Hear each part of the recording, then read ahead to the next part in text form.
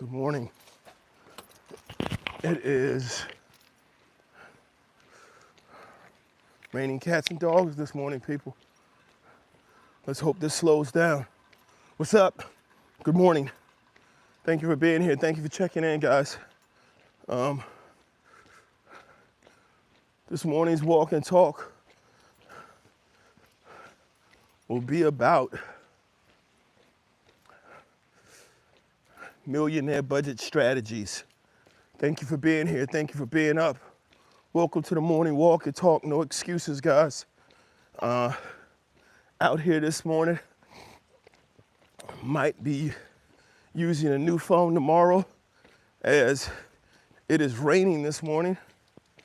And I do not have the phone case that I probably should have on here right now. Meaning I do not have a phone case on here. But thank you for being here. Welcome in. It is coming down, but we are out here to get it in. Remember, guys, this work that we do is intentional and it's mandatory. It's not work that we do when we get a chance. It's work that we do all the time. So as you check in, let me know where you're checking in from, what time of day it is. It is 4:38 a.m. here. Thank you for being a part of this walk with me. Thank you for joining me. I appreciate you. It's good to have you here. Ayo, the rain is real, people. As Pill Popper would ask almost every day, Pete, when he would come in, he would be like, hey, is this AI? This is not AI, this is real rain, people. So, good morning, welcome to the downpour. I'm gonna try to find some areas to take a little relief from the rain throughout this walk. But again, thank you for being here, for being up. Now, I'm gonna jump right into it, people. Millionaire house buying. How do millionaires buy homes? How do millionaires budget? That's what the focus is this morning. So, the way millionaires do it is the way we all should be doing it because it works out the same no matter the size of the purchase. First thing we have to establish and we have to understand, and this is important because a lot of people get this confused, is the whole reason we purchase homes are for investments. Most people, they say most people, this is the biggest purchase you ever make, will be your home. Well, times have changed. Life has changed. There used to be a point where purchasing homes, you just saved up money, you bought land, you bought the house, it was yours. That lasted for a while, but things have changed. Things changed and people found out there's a way to make more money off of people getting a house than the house costs. So we want to offer loans. We want to give people these opportunities. Take a look, we're at the top of the hill, guys.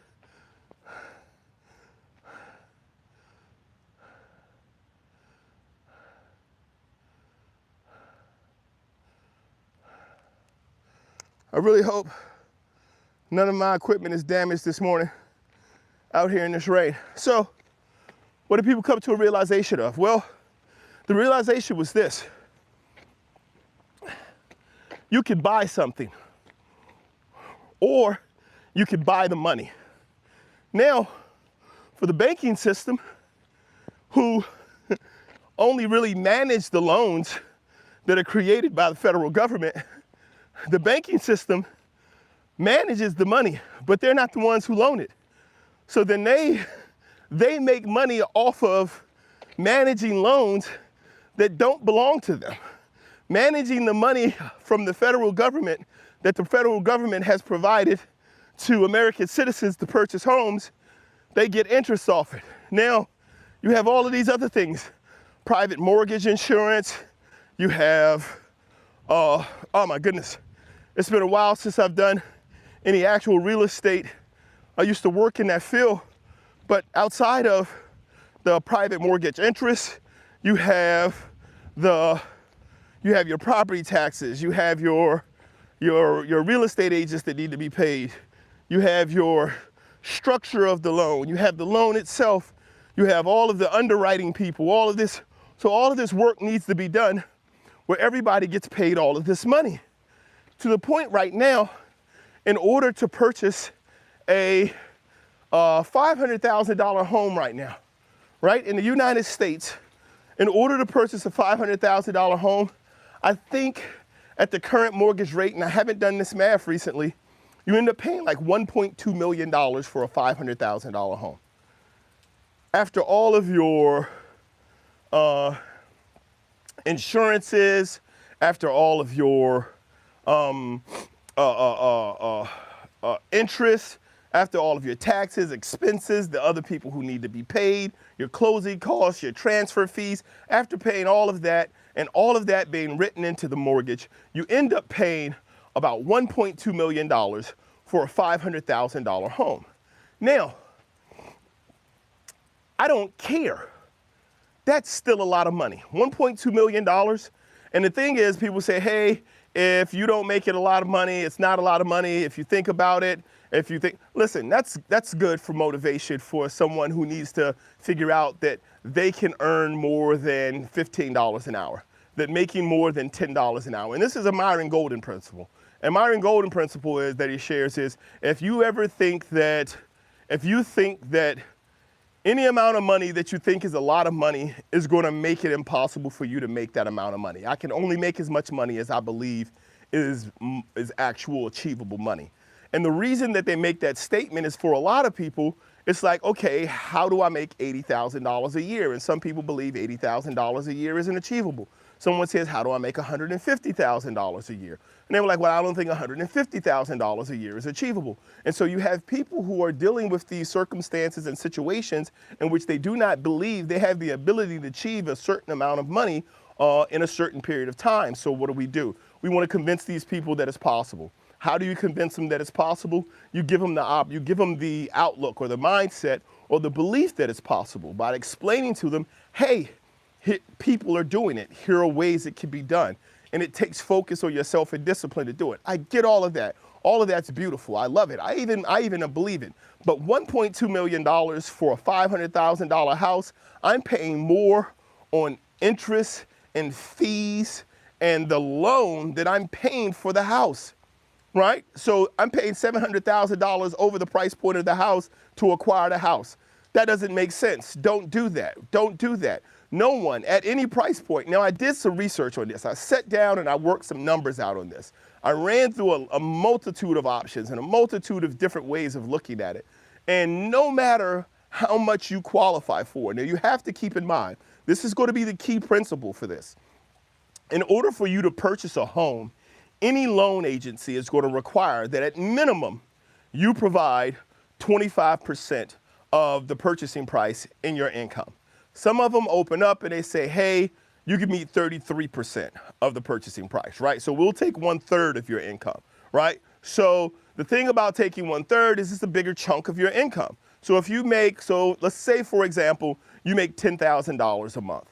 If they take 25% of your monthly income, they say you can qualify for a loan where the cost of that loan is $2,500 a month, right? So you make $10,000 a month. We're going to take 1/4 of your income, $2,500. You can qualify for a loan where you pay that much a month. But you know what? We really want your money. We're going to give you 1/3 of your income. So we're going to allow for you to purchase using up to $3,333 a month, right? So now we're working with what? An additional $833 a month. All of that, right? Now let's keep in mind that we're paying more for our loan than we're paying for our home. All of that goes directly into paying for the loan, right? Even if they give you that extra money is, in all intents and purposes, going towards paying for the home. Okay, so now, let's just say you can afford the $2,500 a month. Let's say you can afford the $3,300 a month. That money does more for you, working for you, than sitting in a loan that's a liability for you, right? So now, what do we do with this money? We do what millionaires do with the money. Now, they've pushed this off for millionaires for years, right? I can't remember the date. Somebody at home, please look up for me real quick and drop down in there because they're not very old. Please find out the first year, and I want to say it was somewhere in the Midwest, the first year LLC was created. I don't have the ability to leave the walk and talk and find this information, but if anybody has an opportunity, please look it up and drop it down below for me because this information is going to be important. So what happens is they get you tied into these loans, right? But what you want to do is if you have the amount of money, if you can afford the $2,500 a month, the first thing they tell you to do if you want to buy a home is they tell you to budget. And then they tell you to do what? Live below your means. Now, this isn't going to change no matter how much money you make. This doesn't change because you make $120,000 a year. It doesn't change if you make $450,000 a year. It doesn't change if you make $60,000 a year. You have to live below your means. You have to learn that however much money I bring in, I need to have a percentage of my money. If I'm ever going to move from one situation to another one, I must. If I want to grow my wealth, I must live below how much I make. Now, there are a lot of things you can do to increase how much you make.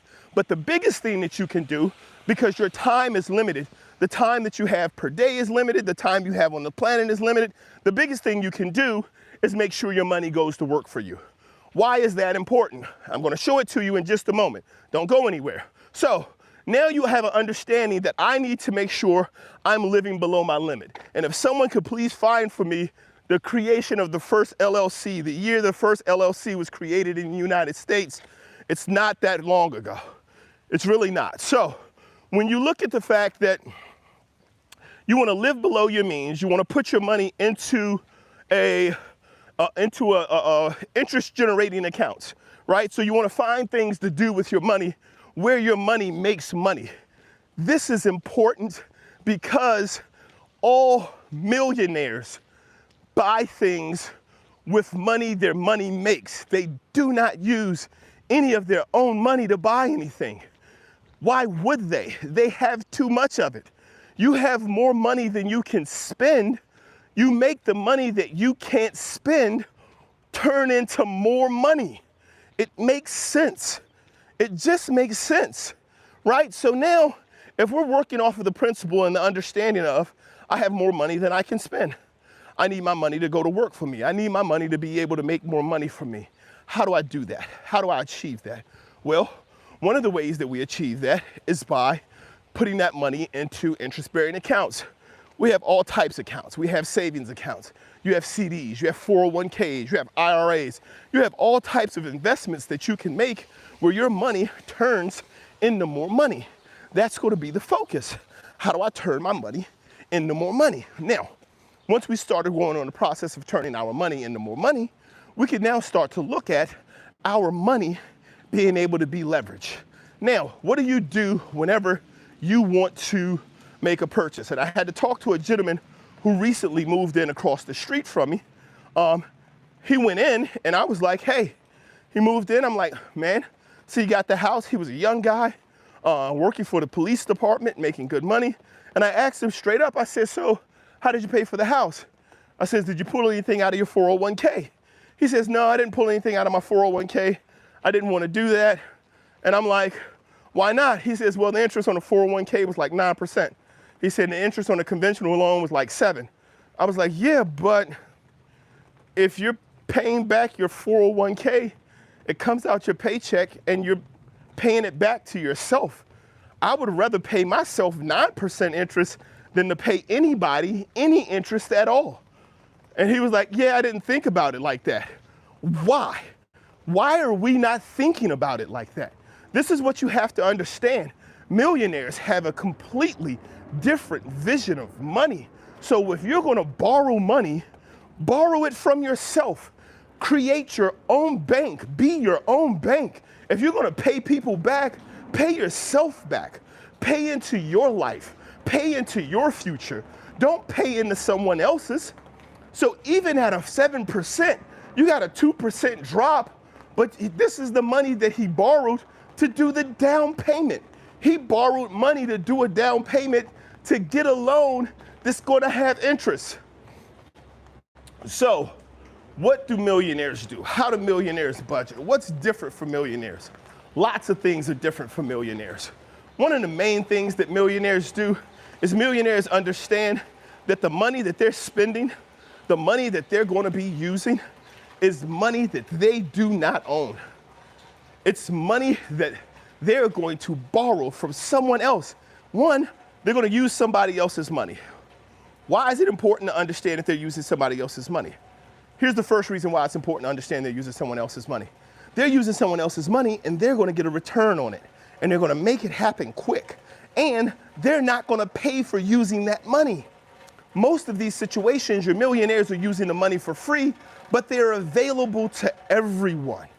To everyone. So what do you want to do? You want to take that money, that mortgage that you're looking at. So let's say, let's do this numbers again. If we're talking about qualifying for $2,500 a month as a quarter of your income, right, in order to purchase a home, we're talking about your pre-tax income at $120,000 a year. Now, most of the United States is not making $120,000 a year. The numbers I crunched, I believe the mortgage payment for a $500,000 home standard comes in somewhere around $3,600 to $3,700 a month, right? So that means that we're coming in at somewhere around $40-some thousand a year, a little over $42,000 a year, I believe is the total. So if we're coming in at $42,000 a year as a third, as 1/3 of your income, you still, in order to purchase a lot of your average homes in the United States, specifically in the area I live in, $500,000 isn't going a long way. As 1/3 of your income, you still have to make in excess of $120,000 a year, and that is before taxes, right? So now we're looking at, how do I make enough money to even buy this house that I want? How do we get here? How do I not take on this debt? Because loans, now they have all of these flexible rates. Oh, 10% down, 20% down, blah, blah, blah, blah, blah, blah, blah, blah. A $500,000 loan at 10% down is $50,000, right? So now you need to save up $50,000. So you have $50,000, you have it saved up in whatever way, borrow big, steal, as they say, in order to get this $50,000 loan, in order to scrounge up $50,000 to put down on a house that you're going to end up paying somewhere around $3,700 to $4,000 a month for the next 30 years. Oh my goodness. Why doesn't that make sense? Well, here's why it doesn't make sense. What your millionaires do is they leverage that money.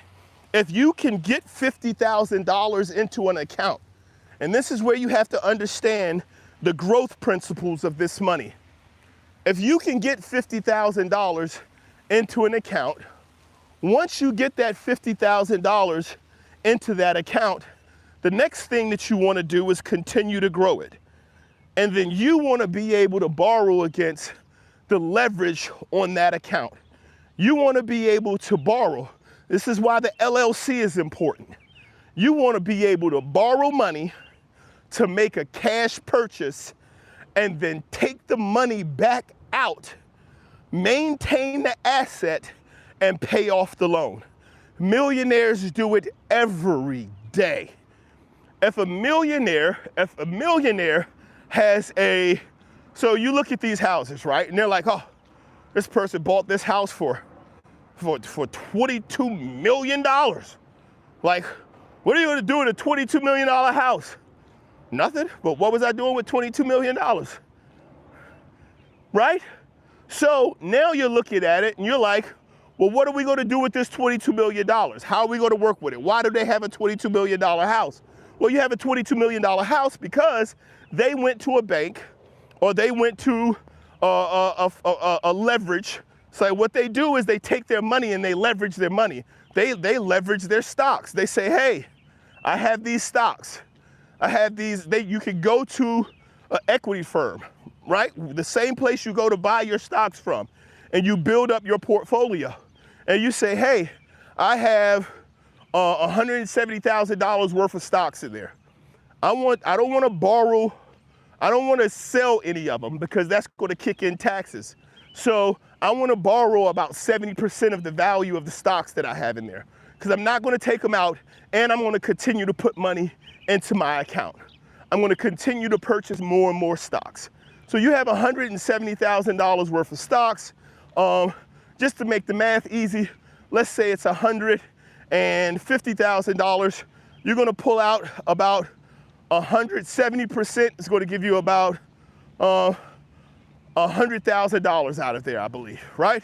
So you get 70,000 on you get 70,000 on the 100,000 and about 35,000 on the 50. So you get about $135,000. Don't go buy $1 million home. Don't use that loan to buy $1 million home. You use that loan to make a cash purchase for a home that's undervalued, right? You push everything forward because cash purchases are easier.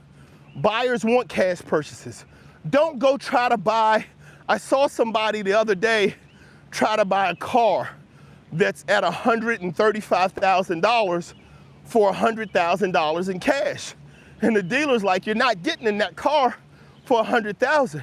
He says, I'll take your $100,000 as a down payment if you want to do that. You want to put that $100,000 down as a down payment, I'll take that. But you're not buying this for $100,000. It's not going to happen. Why is it not going to happen? Because this car is going to go to crap. This car is going to lose value. This is a vanity piece. This isn't an investment. This isn't something that you're going to be able to sell back to me later for $300,000. Right, so what do? You motivate your sellers of your homes with $135,000 cash for a house that they're trying to sell for $150,000, $170,000. So you tell them, look, I'm gonna give you $100,000 and I'm gonna give you $135,000 cash.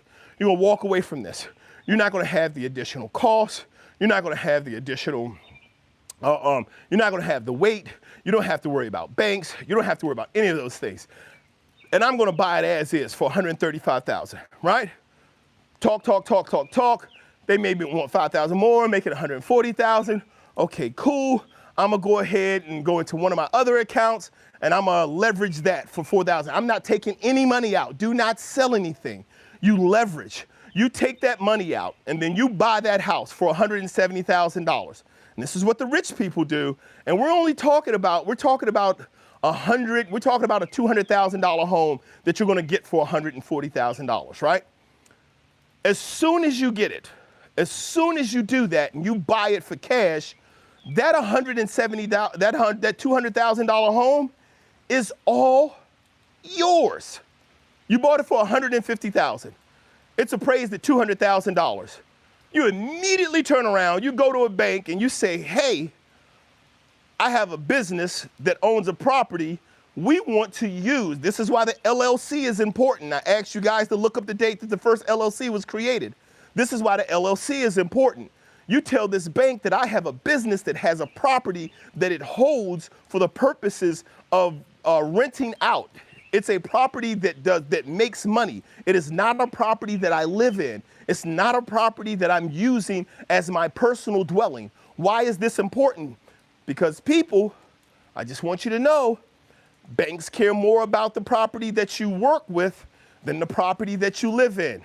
If you live in a property, it doesn't have value to the bank. The bank's like, see, man, like that's your house. Like you need that. Like if something goes crooked and we take it from you, like if it goes sideways and we take it from you, like we're limited as to what we can take from you, right?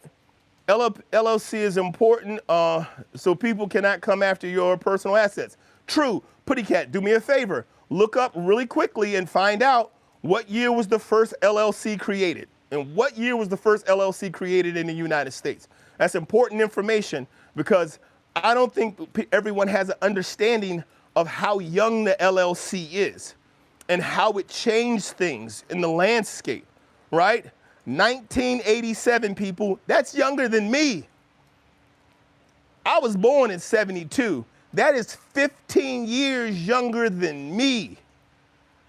1987, I believe, was the year the first LLC was created in the United States. And I believe it was somewhere out in the Midwest, the Montanas or Wisconsin or the North Dakotas or something like that. It was somewhere out. It wasn't in a major city, right? So when we look that up and we get the understanding of that, we know that this information is important, right? Give me a second. 1977, that would make it 10 years older, but that doesn't change it by much, right? Now, and I'll go home and look it up to be sure, but I know it's not old. I know it's young. So why does the LLC matter? Because you're gonna purchase this home with the LLC. The money that you leverage, the money that you go to your brokerage account and say, hey, I have this money in here. I wanna leverage 70% of it as a cash loan, and I'm gonna use this to start a business. When you purchase your property and you put it into your business's name, you are now in a position to be able to go out and cash purchase a home. You purchase a $200,000 home for $150,000. You now hold a $200,000 asset. Let me show you how that works. Now you take that asset to the bank. You tell the bank, I have this $200,000 asset. I want to borrow 80% against this company's asset. Guess what? You're getting $160,000 out. You're going to take that $160,000 that you took out. Remember, you leverage your own money. You leverage your money, usually at zero interest. You leverage your money. You're going to take that 160, you're going to pay yourself back.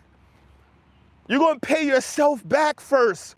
So you leveraged that $150,000. You now have 160. You're going to pay back the 160 that you're going to pay back yourself your $150,000. Put that back in your account. It's back in there gaining interest. It belongs to you. You're going to take that $10,000. You're going to put that back into your business, your LLC, or whatever you want to put it into. And now you have the ability to turn right back around and do it again. You might need to do some work on the property. You might need to get some things fixed up. It might not happen in a week, but you have the ability. If you have the ability to do this and you want to buy a home, you want to buy a $500,000 home, and you have the leverage to borrow this money from your account, why would you borrow $70,000 from yourself? Why would you borrow $120,000 from yourself when you can leverage your account, pay yourself back, own an asset, and use that to borrow and build more money? Some people wait about 6 months. In a lot of these situations, they wait about 6 months. You buy a property, you renovate the property. In some situations, the people live in it while they do it, but this is what you have to understand. You are putting your money to work for you. That is 100% leverage. This is the difference between trying to go out and pay a mortgage. Why? If everyone is telling you to invest your money, why would you invest in a liability that you have to have insurance on, that you have to do payments on, that you have to maintain, that you have to worry about a leaking roof, you have to worry about fixing a garage, you have to worry about fires, you have to worry about so many things? Why would you take on a liability that you have to pay for continuously versus putting your money into money and letting your money grow your money? Don't look at a house as a place to live. Look at a house as an asset, and it's only an asset if it's making money for you. If your paycheck goes into your pocket and then from your pocket it goes into paying for your house is not an asset. It's a liability. No one, and I am adamant about this, there used to be a time where this was true, and times have changed significantly. People, There used to be a time where purchasing a home with borrowed money on a mortgage made sense. There used to be a time where you could borrow money, and if you wanted to purchase a house, if you went to buy a $300,000 house, you would pay somewhere in the area. You're buying a $300,000 house, you would get the house maybe for $500,000 total, right? You go to buy a $300,000 house, $500,000 total. It fit within the income range. You had the ability to make a mortgage payment and an extra payment to principal to bring down those costs. It made sense. If you're talking about buying a home now and the mortgage payment starting out at $4,000 a month and then going from $4,000 a month up to anywhere to $6,000 a month, and we're not talking about mansions here, people. We're talking about buying homes. We're talking about a significant investment for people to make. We're talking about our future. We're talking about our life. Why would you invest that into something that's a liability versus investing it into something that's an asset? Your accounts that you have, the money that you can make from investing that money and letting that money work for you makes more sense. But again, it starts with budgeting. You have to learn to live below your means. So, what does living below your means mean? Well, a millionaire has to do it. A billionaire has to do it. But they also understand that everything that they purchase is an asset. They do not own anything personal. They don't own anything that they have to pay taxes on. We have to change the way we're looking at things. I don't care if you're looking to purchase a house for $100,000. I don't care if you're looking to purchase a house for $50,000, $300,000, $1.7 million. We have to change our purchasing mindset. We all have to understand that, that in order for us to move, a home purchase, what used to be an asset, it used to be an asset back before LLCs were created. Back when you used to buy a home, you used to get the land with it. It didn't come with an HOA. You didn't have to pay rent in order to own your home, to live in the community you wanted to live in. You didn't used to have to pay the additional costs.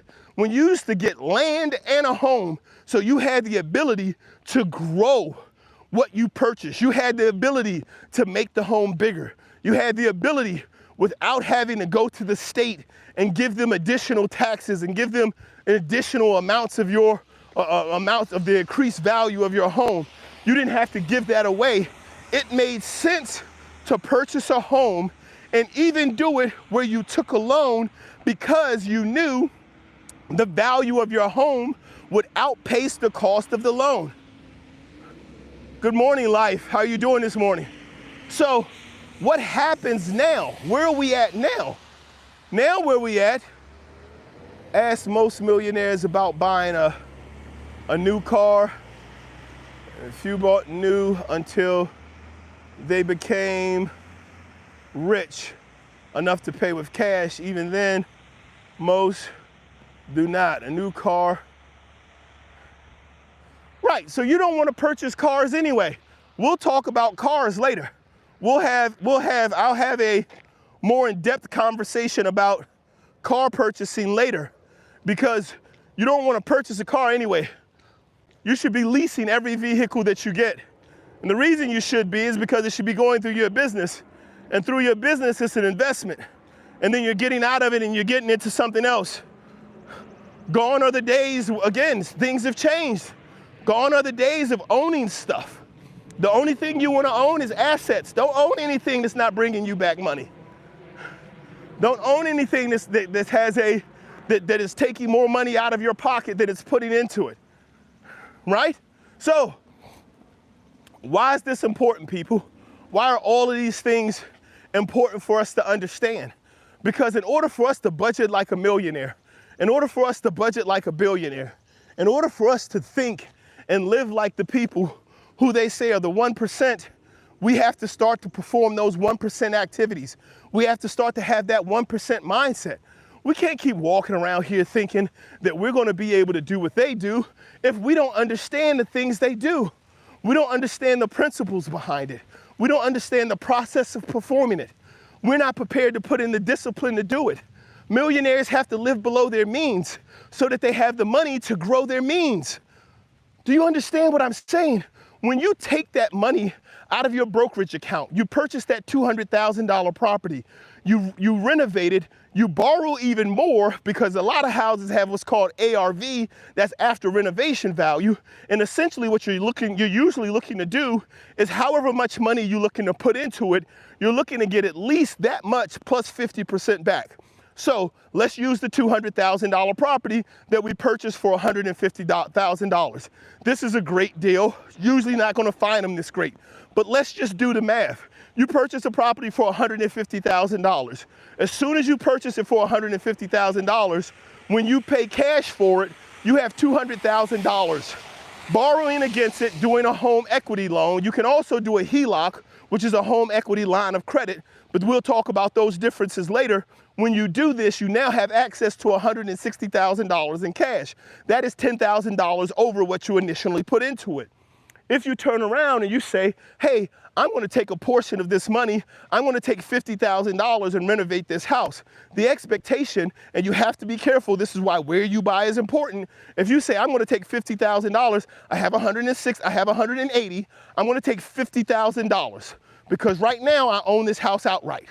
I'm going to borrow against this. I'm going to get a home equity line of credit or a HELOC, whatever is, or whatever I'm going to do. I'm going to get some money. I'm going to do $50,000 in renovation. After renovation, the house isn't worth $250,000.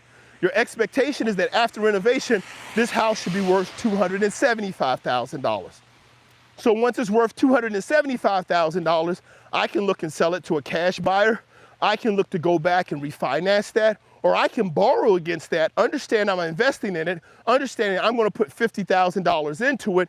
I now have a loan on this house, not a mortgage, a loan on this property because I organized it up under my LLC, and my LLC has $180,000 to pay back, right?